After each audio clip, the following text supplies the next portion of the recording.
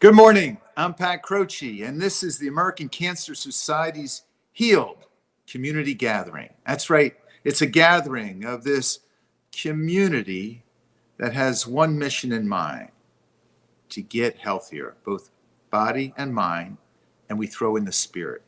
That's right. We want to get everyone off the couch.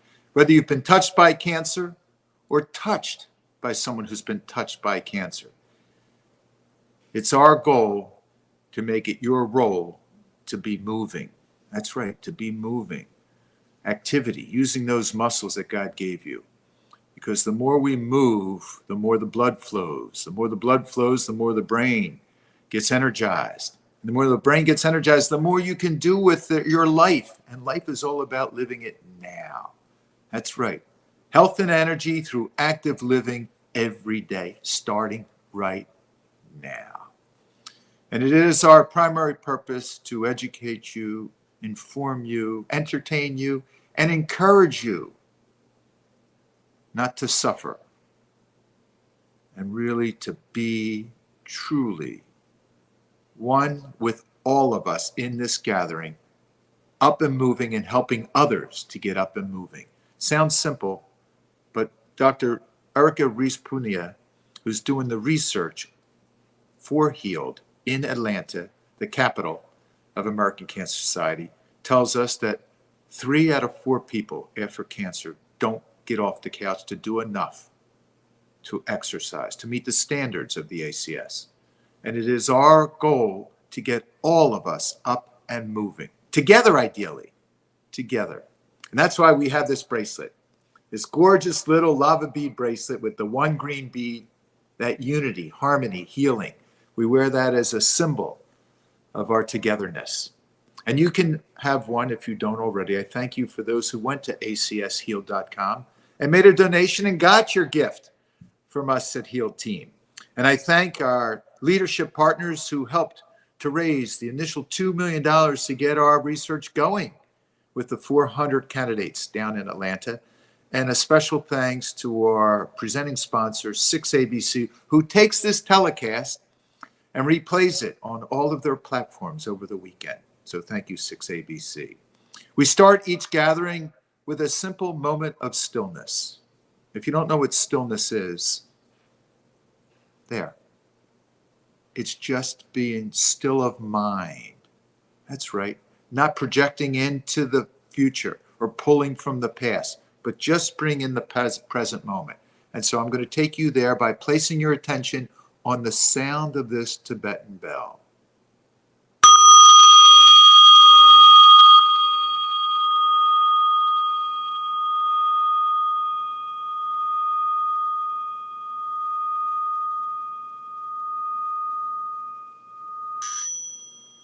Now that seems simple enough, and that's our doorbell to Healed's Community Gathering.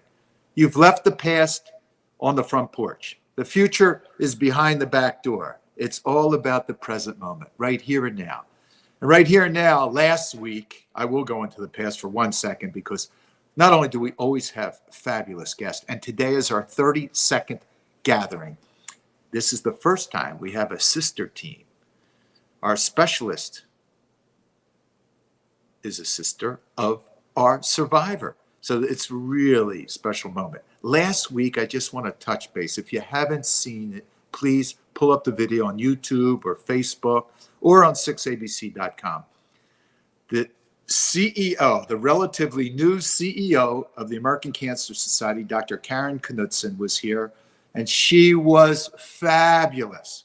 You can see where our money's going because with her at the lead, and she's only been in position for 6 months, and she's already made changes. Dynamic. I told her she should run for president in 2024.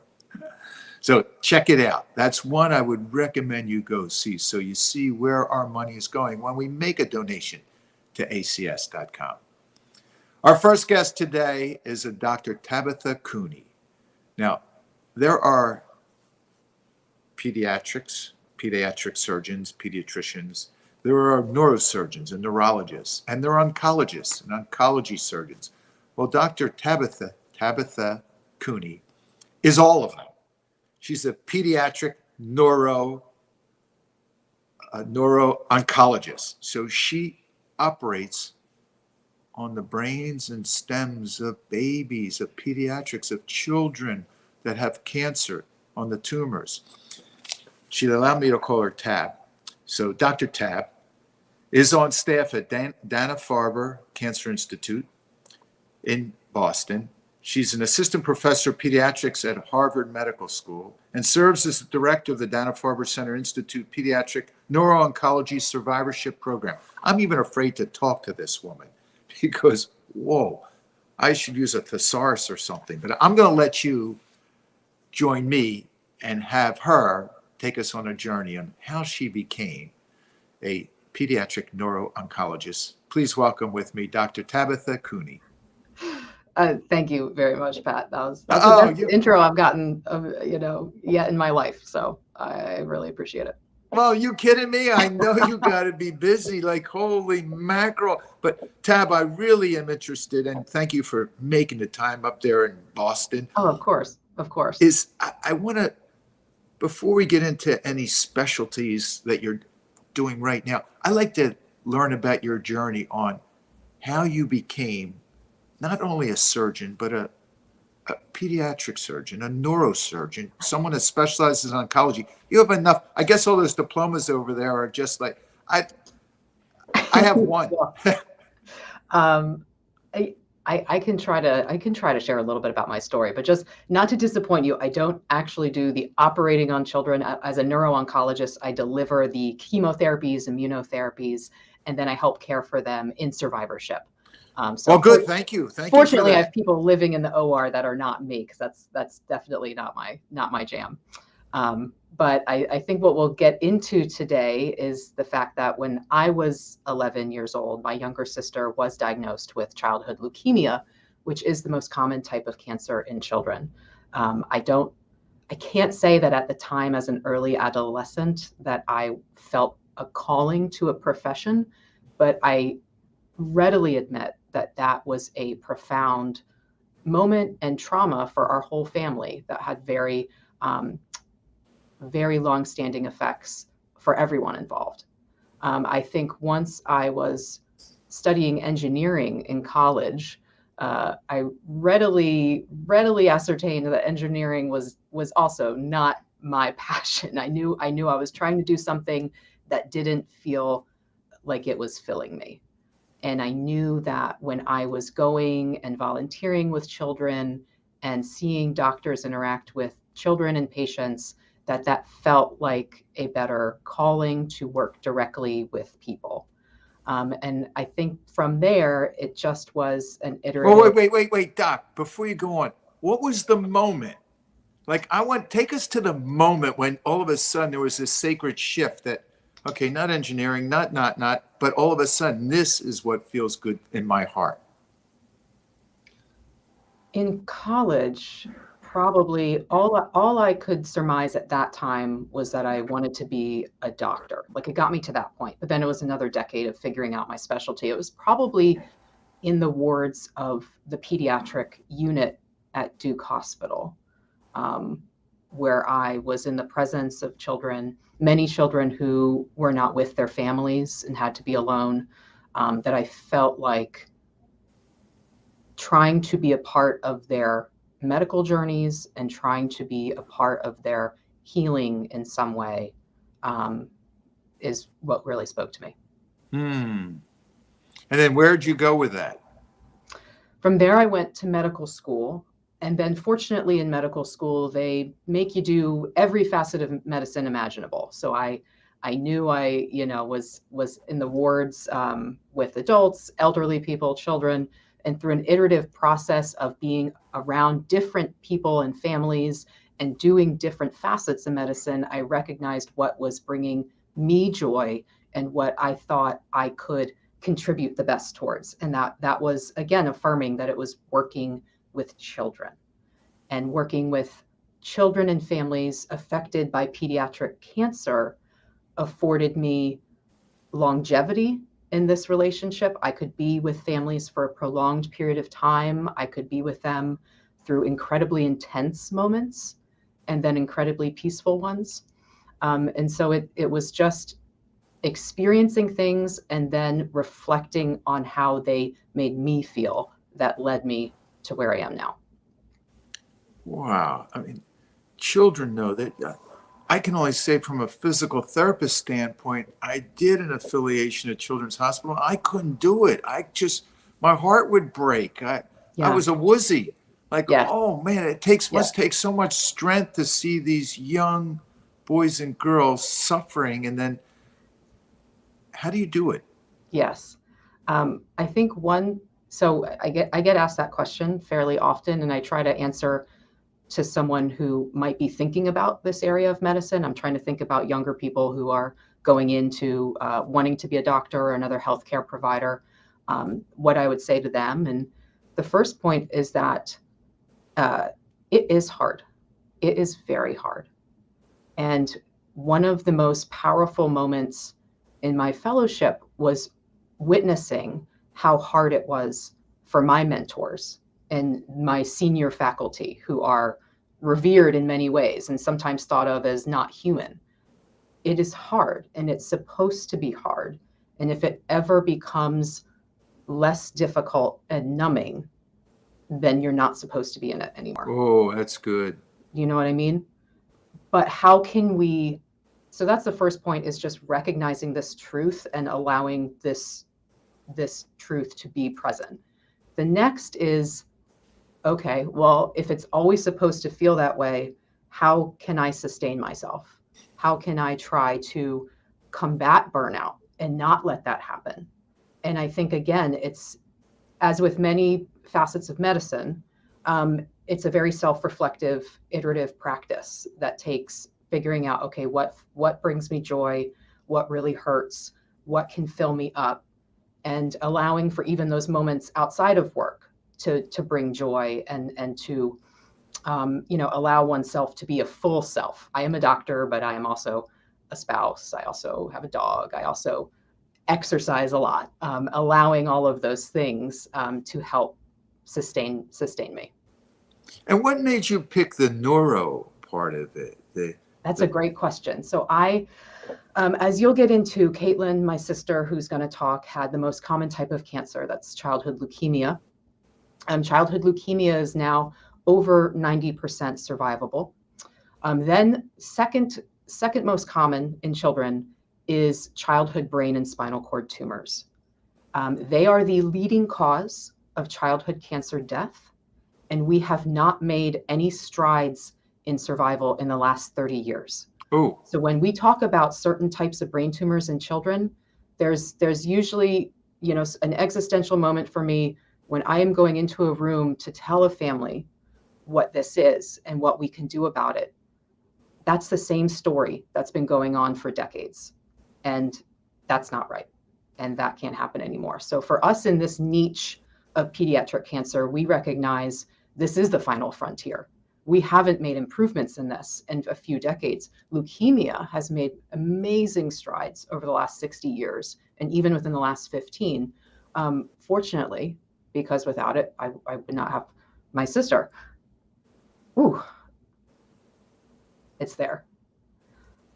So I hope that in my career, decades from now, I can look back and I can say I was a part of a field that made those improvements, that allowed children not only to survive, but to thrive. And are you, Dr. Cooney, are you seeing change? Are you seeing evolution, Kaizen, improvement? I see we have a long way to go, but those of us that are in it are very optimistic and hopeful. First of all, with treatments themselves, we're now in the era of immunotherapy, of targeted therapies, of creative delivery methods. Can you say just a little bit about targeted therapies? What do you mean by that? Well, so there's some types of targeted therapies. Fortunately, with childhood cancers, they're biologically often simpler than adult cancers. Like with many of them, there's only one driver mutation or a couple driver mutations that are really creating this tumor and causing it to build and build.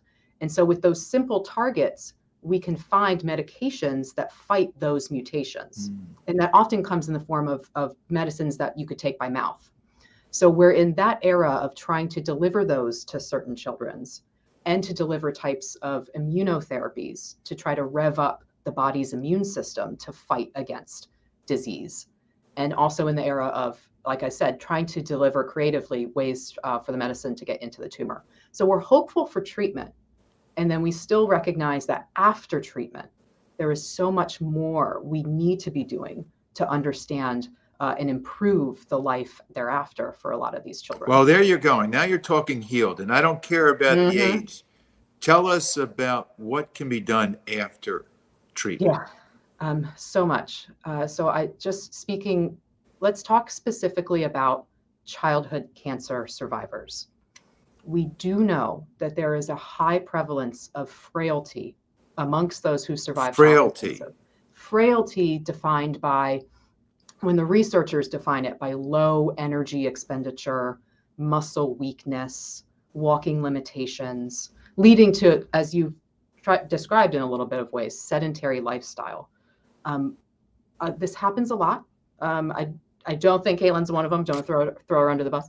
But frailty exists, and when it does, it is so strongly linked to chronic morbidities, health conditions, and is even a very strong risk factor for death amongst those who survive their childhood cancer.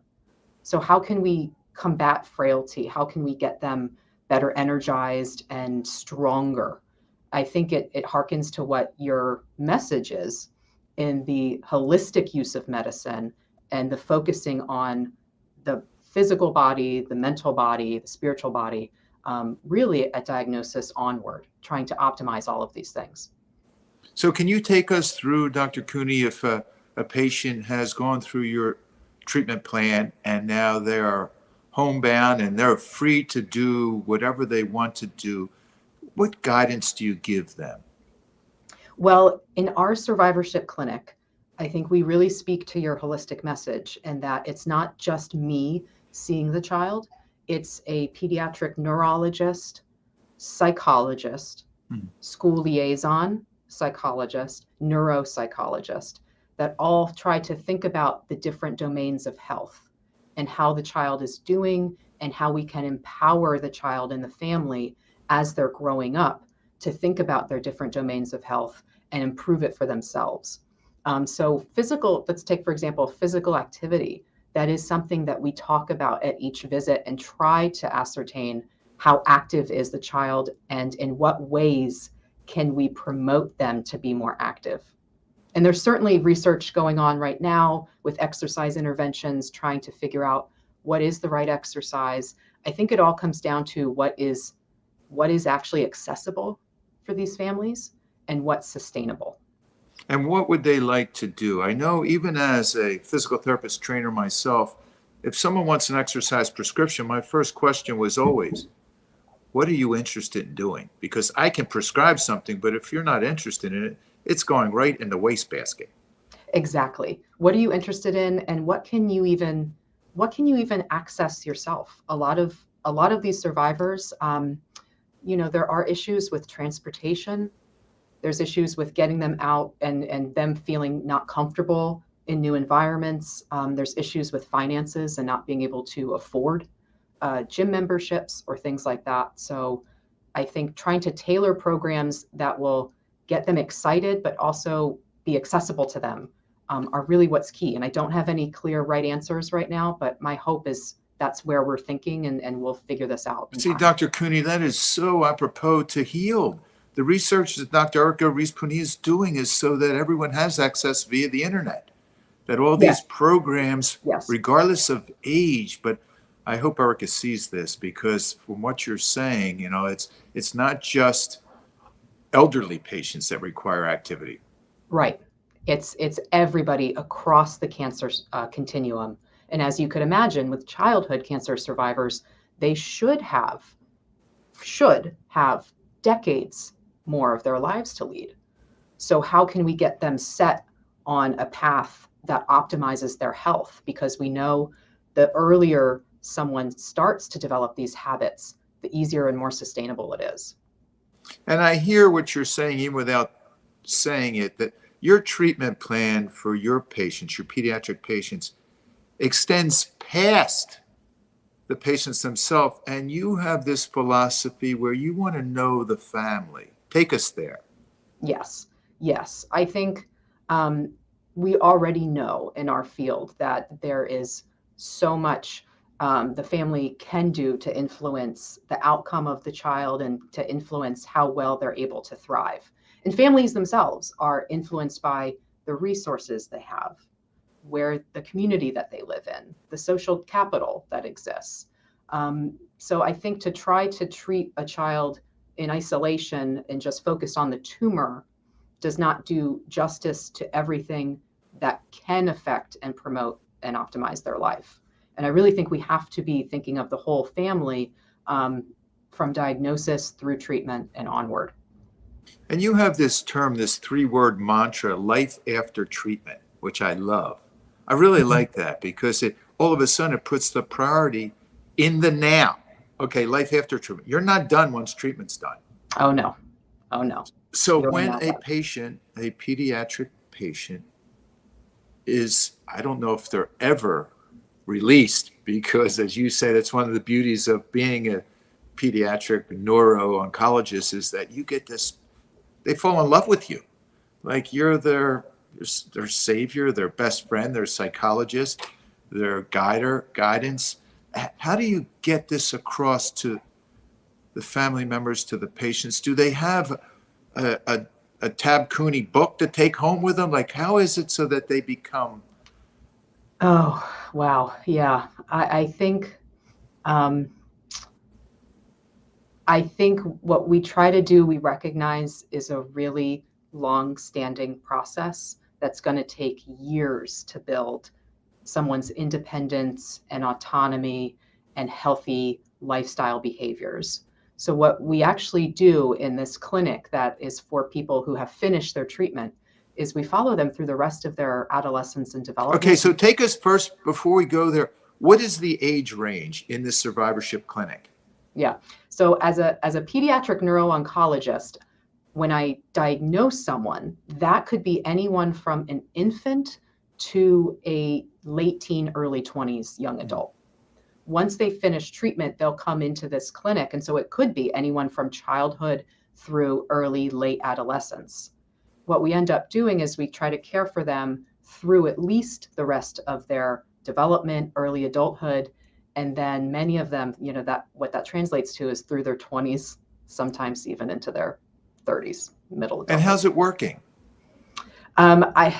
It's working, but again, what the message keeps coming back to us is just how far we have to go to figure out what this population, what all of their detailed needs are, and how to bring the best resources to them to optimize their life. Because the truth is, for my survivors, a lot of them have deficits to their cognitive health, their physical health, their emotional regulation. We're working with a population that has a lot of morbidity. And so we have to do a better job of figuring out what are the best resources, how to integrate those resources and sustain them. And it'll take time. Who's helping you? Well, like I said, I have wonderful specialists in my clinic here who help see every child and teenager adult together. And then we fortunately, pediatric neuro-oncology is fortunately a very small field. So it does not affect as many people as what you might think of the more common types of adult cancer. And because it's so much rarer, we all know each other who are doing it. Like I know every pediatric neuro-oncologist in the country. No way. I have met or probably know their name. So we're always trying to work together collaboratively across institutes, across countries, to try to better understand and help care for this population. So Dr. Cooney, is there a resource where this data that you're collecting amongst your patients, as well as your peers, that you're putting it into this worldwide web of data where you're seeing that the prognosis of survivorship is getting better? Well, I would not say that we yet are seeing improvements in the quality of survivorship. There is, at St. Jude Hospital, there's a very long-term longitudinal study of childhood cancer survivors that tries to ascertain a lot of these aspects of their health. And St. Jude publishes a lot. Oh. But in academia, that's for academics. What is actually open access is something that is, I think, becoming more readily questioned in this decade. What can families easily access? There are organizations like through the Broad Institute here, there's a group called Count Me In that's trying to develop patient accessible information. I think we're going to start to see that in the decade to come, but that's something that in academia, we've lagged. We have shared data amongst ourselves. We have paternalistically not included patients and families in seeing the data and understanding it more. So I think, again, I keep telling you, there's going to be future changes, but I am hopeful. Oh, no, I like that. I like that you're hopeful, and I like that you're passionate about these changes, because if you don't have the intention, then the attention doesn't go in that direction, right? Right. Nor the motivation. So one last question before we put you on the bench and bring your sister in. Sure. How has your sister's diagnosis with cancer at a young, 2 years old, 2.5 years old, how has that influenced the way you treat your patients? I think there's been a couple underlying themes, I feel like, to my training and my career because of my experience. One is, this was, thought of early on, just how profoundly affecting and traumatic that is for the whole family, and how little we as healthcare providers actually see those effects. I think there are many ways and types that doctors can interact with a child and family and not fully absorb how profound the experience is. And so I think in what medicine needs to be doing, especially Western medicine, in the decades to come, is to just try to better recognize and understand just how profound a disease like childhood cancer has on the child and the whole family, and all the layers at which we can try to better heal. The second is just how profoundly fortunate my sister within my family was in this experience.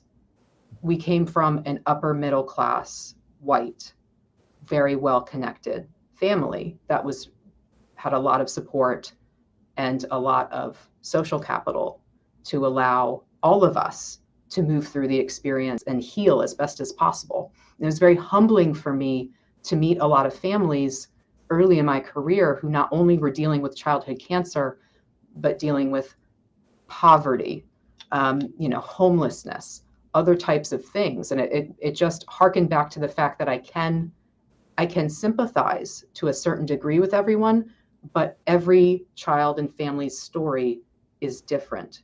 Everybody suffers in different ways. And it's our job as medical providers, or anyone really, healthcare community, to try to better understand what each family is dealing with, and to try to come at this from all those angles. I think that's beautiful. I think that what makes you so different is that your experience was tattooed on your heart so that you can share it in your treatment protocols, in your treatment planning, knowing that, it's patient first, but the patient isn't separate from the family. And what is the family? The values, the priorities, Exactly. the That's really inadequacies. what we need to do as providers, is recognize the culture of the family, the values of the family, and to try to connect to them, because only when their values are recognized and amplified can the best healing really happen. Oh, I love hearing that. Yeah. So Dr. Tabitha Cooney, I want more to talk to you. Now I'm going to bring in your sibling, which this is great. First time we've ever had a Sisters Act. So just take a little time out, and I'm going to bring on Kaitlynn. Thank you. Kaitlynn, come on. Hi, happy to be here. How are you? Now, never do we have our survivor, our warrior goddess come on and already been previewed by the specialist. Rarely is her sister. So, Kaitlynn, tell us what you can remember about your diagnosis and the treatment plan and anything. It's a long time ago. How old were you? I was about 2.5 years old. And you're So how old very now? I'm 28 years old, but you're not supposed to ask a lady how old she is. Oh, okay. No, forget that. Okay, scratch that. No, I actually surprisingly remember a lot, because when you go through something as hard as a cancer diagnosis and treatment, it is tattooed in your brain. It's not something you can forget. So my earliest memories are essentially growing up in a hospital. I remember the moment that my hair fell out. I was playing with a little barn where I had my toy little animals, and I realized my hair was falling out. So I took it and I made a little nest for my animals. And at the time, I didn't understand why my mom was crying seeing me do that. To me, I was just trying to keep my animals warm, because it was happening. My hair was falling out. It is what it is. And I just wanted to move forward and give my animals a comfy nest. So I kind of have a different view on my own cancer journey because I was so young. So I was so emotionally detached from how traumatic this really was. I mean, when you're a kid, when you're 2.5, the only experience you have with death or anything traumatic comes from Disney movies. Like, the only experience I had was, oh, Bambi's mom died in that movie. I didn't really know what it meant. So I was simply just going through it. I had cancer. I didn't really know the deep impact of that. And I was just going through day by day. And how long were you in the hospital? After my initial diagnosis in 95, I was in the hospital for about 3 weeks, just getting my portacaf, getting my blood transfusions, all of my treatment. And then after that, I really came in for, a few days a week at a time. And then when I had more serious cases, I was in the hospital for much longer. And when did they come about?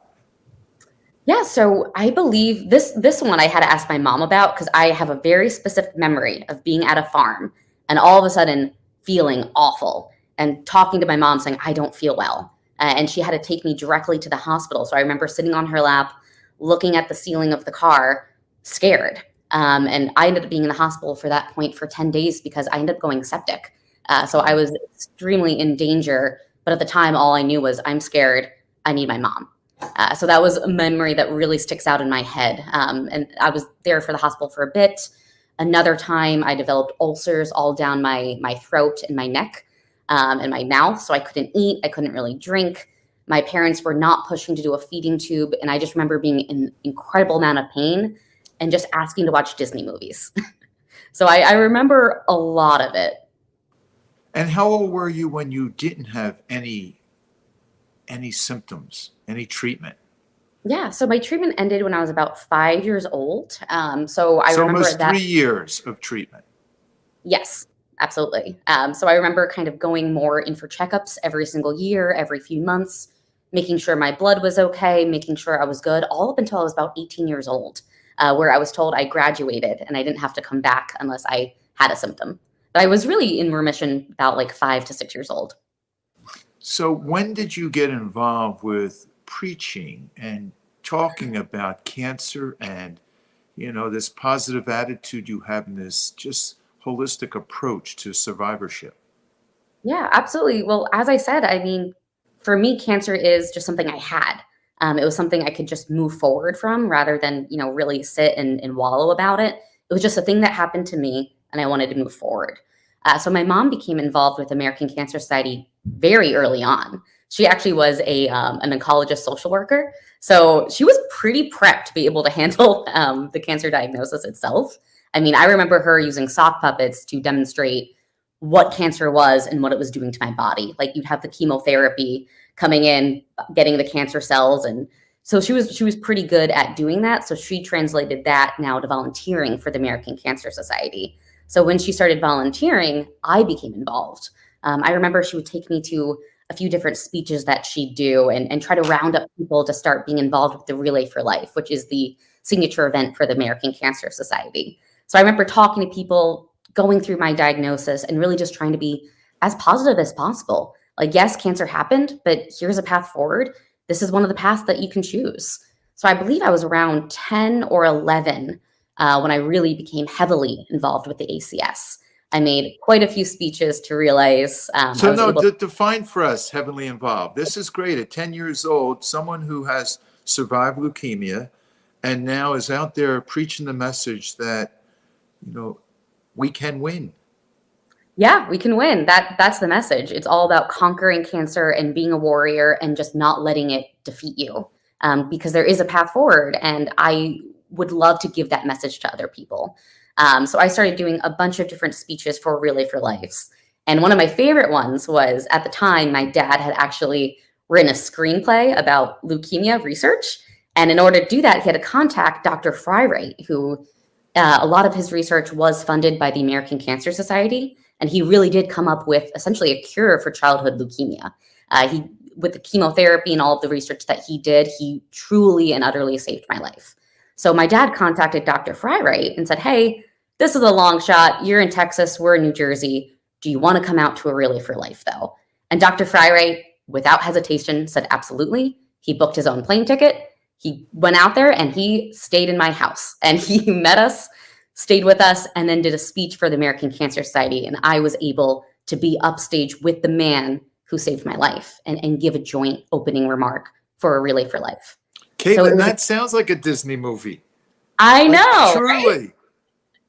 It was remarkable. And since that moment, it lit a fire under me. Like, this guy saved my life. What can I be doing? I don't have the brainiacs like my sister Tab does, so I can't be a doctor. But what can I do? I can inspire. And that's what I tried to do. So I then became involved with the Celebration on the Hill event for the ACS. So I believe I was What is that? Celebration on the Hill? I don't know that. Oh, yeah, it's a great question. So there were ambassadors from all 50 states who ended up going to Washington, D.C. to do a march and really just try to, I guess, lobby congressmen and senators to put more money into cancer research. Because that's how we get some of these, research funded, is you have to get money behind it. You have to get support, you have to get backing, and you have to get backing from the government. So we were there to kind of lobby these individuals and say, hi, we're living, breathing faces of this disease, and you should care about this. You should put money to it. You should really do your best to find a cure.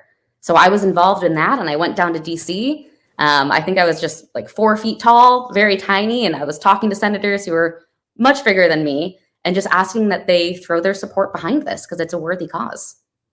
How did it work out? I think well. I was young, but we had a good time. I met a few senators from New Jersey. Obama was there before he became president, so that was pretty cool. Oh, that's cool.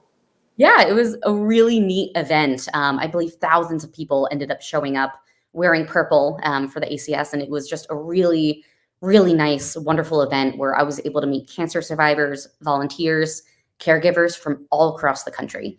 And it really just brought into the perspective for me that this doesn't just impact you, it impacts everybody in some shape or form, even not just cancer survivors, the family too.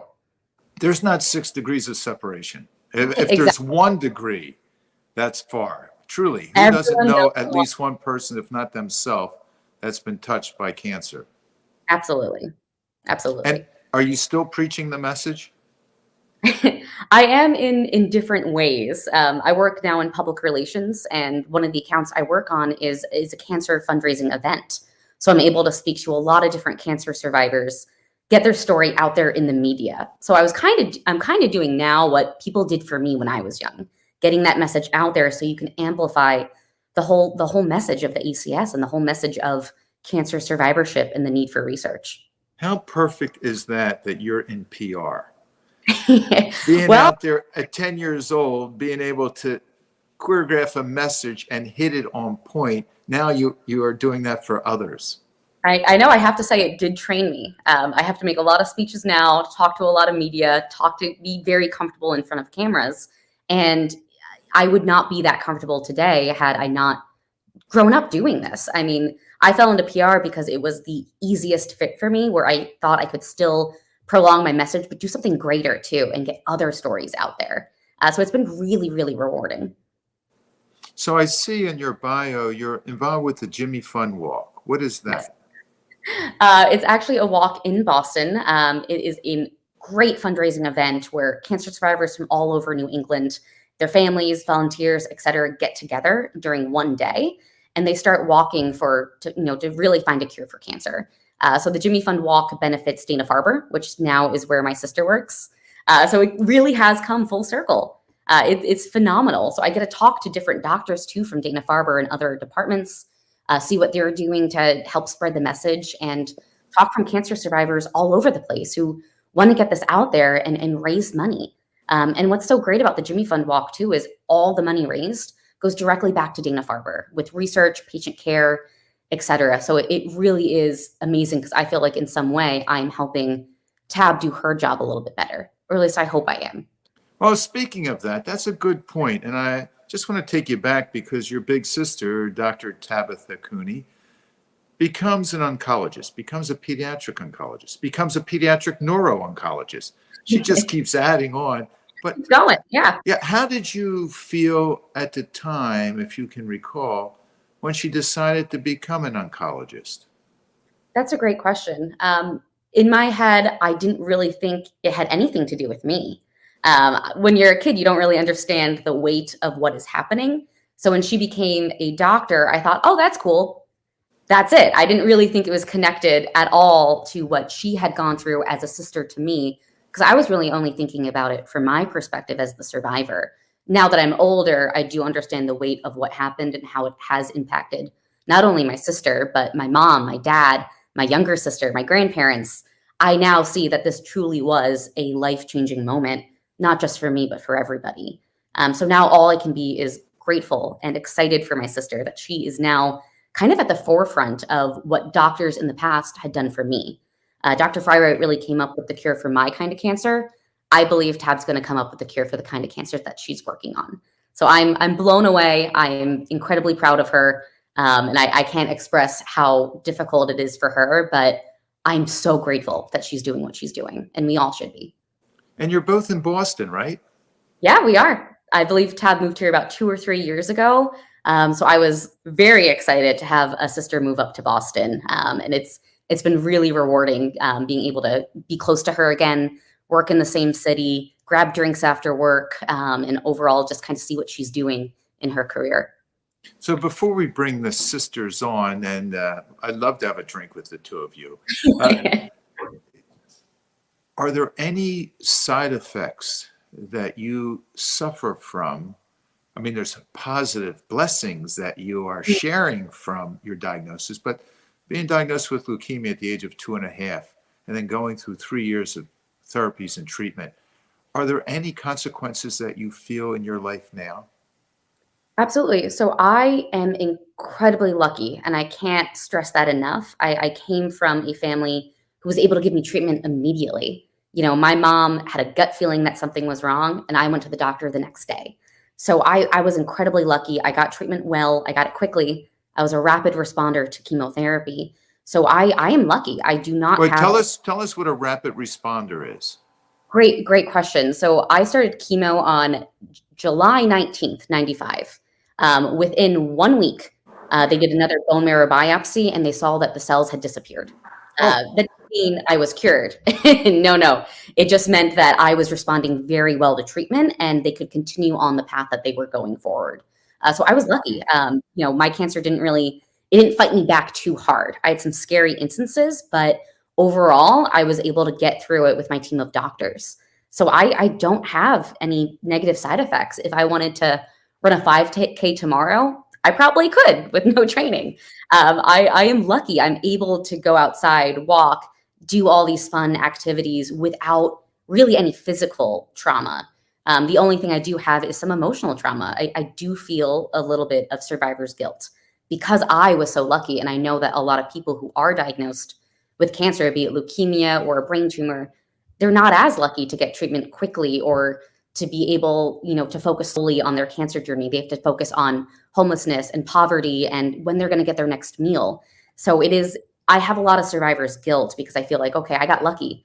I survived. I'm here, but other people aren't as lucky. So Kaitlynn, tell us about, I didn't know this, tell us about your survivor's guilt. Like, how does this manifest itself? Absolutely. It's mostly like I'll be watching a TV show and see that someone was diagnosed with cancer, and I all of a sudden be like, wait a second, I had cancer. And then I'm like, wow, I am so lucky to forget I had cancer for a single day.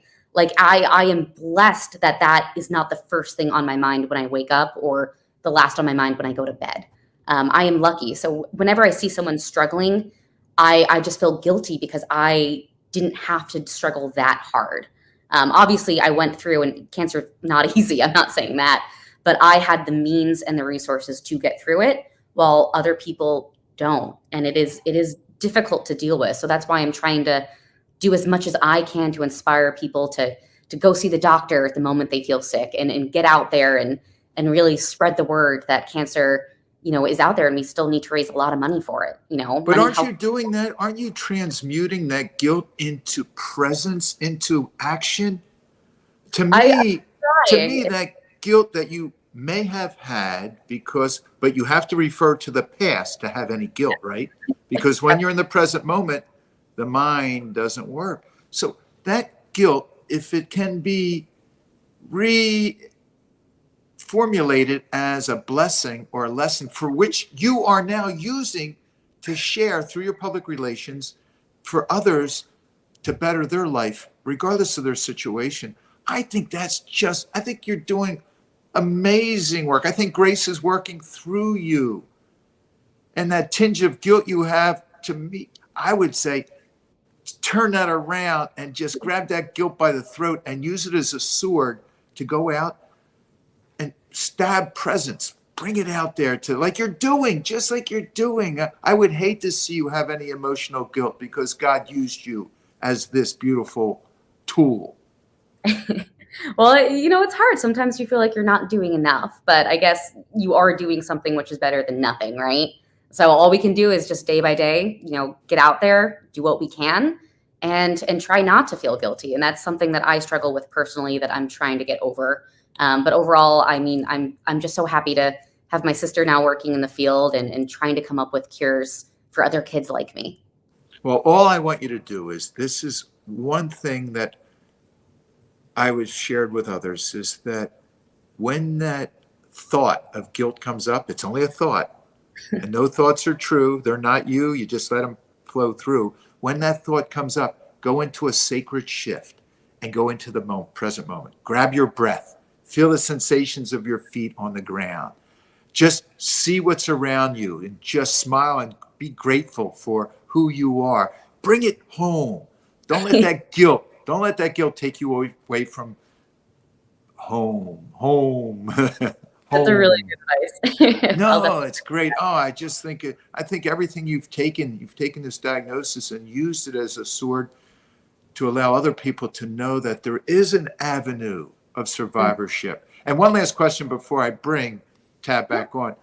Healed, health and energy through active living every day. How are you healing yourself now? Well, Pat, I have to say, you cannot get me to run. You'd have to drag me out of my house to put on running shoes and jog. But I do a lot of other active things to try to just really take in the moment. So I love hiking. I love going on walks. Like you, I have a very active Australian Shepherd. So I go on walks a lot and just really try to take in my community, take in Boston, take in the sights, and really just do what I can that I know other people can't. So I love being active, going out, exploring, rock climbing, really doing whatever makes me happy in the moment. I don't force myself to go on a jog if I hate that. No, you should not. No, stop. No, yeah, I don't run. I had a serious leg injury in '99, but I walk. I'm a walker and a hiker. I'm a walker too. Yeah, I love that. No, see, marathon, but I choose to walk. Kaitlynn, you're doing exactly what Tab and I were talking about earlier. Do what delivers happiness. Yes. What you're interested in, that way you'll do it. But you're hiking, rock climbing, taking Maverick, your dog, out. And I mean, Maverick needs, I have, like you, an Australian Shepherd, and they need activity. They don't get tired. So and he loves exploring Boston with me. So it is really nice to just go out, find a community, and start walking. I love doing that. I'll listen to a podcast along the way, and it's a really nice, rewarding experience. But I do wish I was running a half marathon with my sister this spring, like my other sister's doing with her. But maybe next year when I get up to it. Only if you're interested in it. Don't let them pressure you. Don't let them know. I know you tell her, I'm not running, but I will walk wherever you want me to walk. Well, stay there, Kaitlynn. Let's bring on Dr. Tabitha Cooney, your older sister, who goes by Here's Tab. Welcome back, Tab. Am I back on?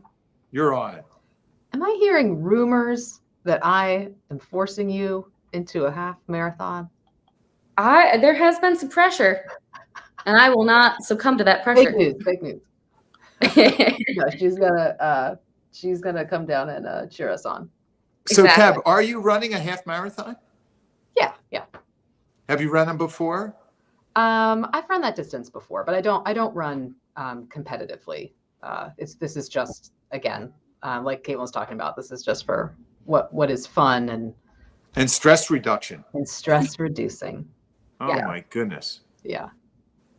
So it will be stress reducing to run it and then to partake in drinks afterwards with the whole. I'll be doing the drinks while you're running, meet up with you, and that'll be my exercise. So you two both are based in Boston now, and you're No. what, 9 years apart, roughly? About that, yeah, like eight or 9. 8 or 8, 9 9. years apart. Yeah. Do you do anything together? Well, we just made pizzas together last week, so watch movies. Yeah, we try to get together as much as our schedules allow. So we'll go out, explore a neighborhood together. We love hitting up some suburbs of Boston too, and really just going out to dinner, grab drinks. I tend to go over to their apartment a lot more than they come to mine because their apartment's cooler. So it's always a lot of fun. Yeah, we get to hang out now. I would say at least monthly, which is far more frequent than when I was in California. Yeah, I did drag her on a ghost tour in Boston pretty recently, so that was a lot of fun for me, not for Tab. So Tab, I know we talked about survivorship program that you're involved with at Dana-Farber, and how healed is kind of part and parcel to the whole treatment survivorship plan. Does your sister come to the forefront of your mind when you're seeing these survivors in action? That's a great question, Pat. Again, I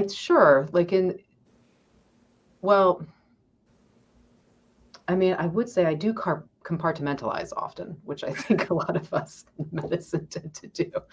So sometimes I'm in the zone at work and then not thinking about personal life until afterwards.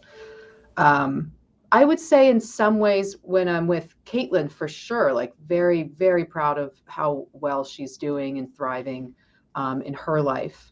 As I see a lot of different types of patients and survivors in my professional life who are not thriving as well in many different ways. And so very, very proud of her and what she's gone through and experienced through the rest of her development. And she's found a really wonderful guy who's now her fiance, who we all adore. So Congratulations. Yeah, he's a great guy. So she's going to get married soon. She has a wonderful job. And Kate, I might have missed this. Did you tell him that part of your job is one of your clients is the Jimmy Fund? Yeah, which feeds the back. Yeah. So in that way, I'm very proud of her as a sister with an in-depth understanding of what she's had to endure. And again, when I'm with patients and families, I'm often humbled by remembering just how privileged our family has been, how well-resourced and well-supported we have been, and how that's frequently not true for many families in this country and abroad. And I'd like to take the question and move it over to Kaitlynn, because Kaitlynn, being in the PR industry and being a survivor yourself, and you're apt to talk so succinctly and precisely about the cancer journey, does your sister come into mind when you're talking about, the doctors and oncologists that will treat you as a cancer patient? When you're talking to that person, you understand, like, oh. Yeah, absolutely. I talk to a lot of cancer survivors, sometimes multiple a day, to get these stories out to the media.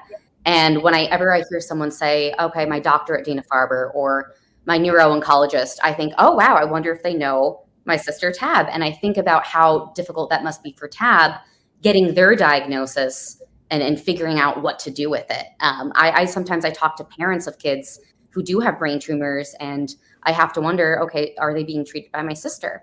How do they feel about everything going on? So Tab comes up pretty frequently as I'm working, because I just, I envision, okay, how would Tab react to this? How would she say this to comfort a family? And I try to do that in my job as well when I'm talking to these people. And I try to always bring in my personal story too, because I feel like it helps some parents to know, hey, your kid can get through this. Like, here's me, like I'm through it. It's okay. It will be hard, but it will get better. So it really just all comes full circle.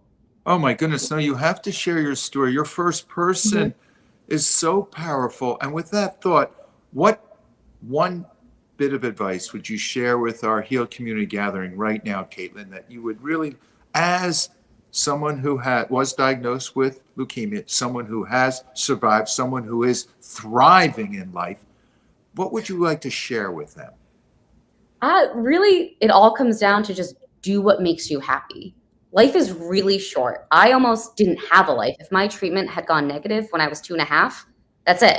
So I try to live every day doing what makes me happy. Sometimes it's binging a Netflix show. Sometimes it's hiking up a mountain. Whatever it is, do what makes you happy and don't waste time really focusing on what other people think or something that's not adding value to your life. I think that's the most important thing that everybody can follow too is this is your life. Do what makes you happy and don't waste a single second because at the end of the day, you don't know how short your life is going to be. I had a scare where I had some precancerous cells found in my cervix. First person I called was Tab. And I was terrified. I'm like, well, does this mean I have cancer? What's going on? I thought I already had cancer. Do I have to do it again? And she calmed me down, but it reignited that idea that you never know what's going to happen. So just live life, live it how you want to live it. I'm very excited. I'm getting married this summer. Tab's my sister of honor. Really just go after what you want and be happy and every day treat it like it could be your last and just focus on you and building a better life. So I guess that's a long-winded way of saying do what makes you happy. No, it's a wonderful way. Amen, sister. Amen. I love it. Preach. Yes. And Tab, give us your one last bit of advice to our Healed Gathering that you would like to share with everyone so that they do live life a little bit better. Yeah, to the cancer survivor population, I would say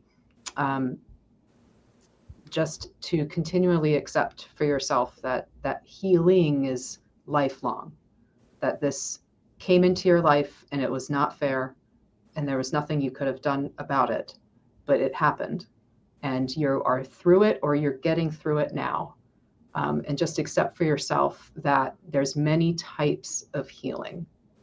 And this is you now. This for the rest of your life, you'll be figuring out what is going to make you as happy and as healthy as possible with the time that you have, for which none of us have control over.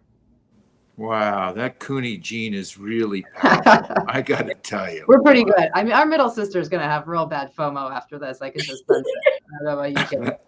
Wow. Yeah. So thank you, Dr. Tabitha Cooney. Thank you for coming on. Kaitlynn Cooney, I really appreciate you both giving us the 1-2 punch. And I end every Healed Community Gathering with a very simple one-line prayer.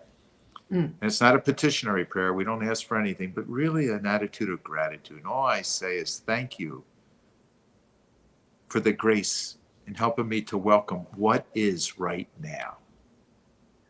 Thank you. And I thank you for making this now so powerful, loving, beautiful. Thank you. Yes. Gratitude back to you, Pat. This is wonderful. Have a great day and Merry Christmas. Merry Christmas.